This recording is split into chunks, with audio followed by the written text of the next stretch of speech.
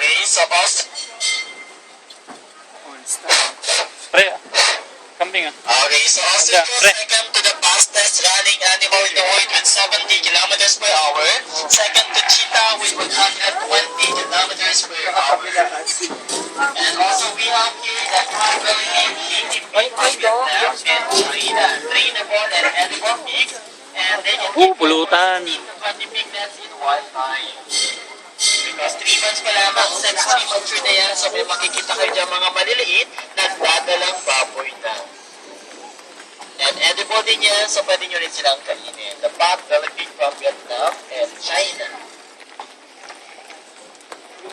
And another episode of Walker, inside the Gago, ginalit mo, pre. Walkers. And I guess maybe or Subic Bay Metropolitan Authority, we have 367 ammunition bunker. Apo yan dyan.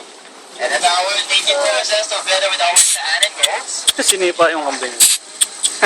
And the Wagyu beef, the Japanese cow, one of the most expensive source of meat in the world. The Wagyu. Ito man. Oh, tayo, laban sila. Tuloy nyo. Wala pala kayo eh. So after Savannah, you still have 3 more attractions to visit the Bobo City.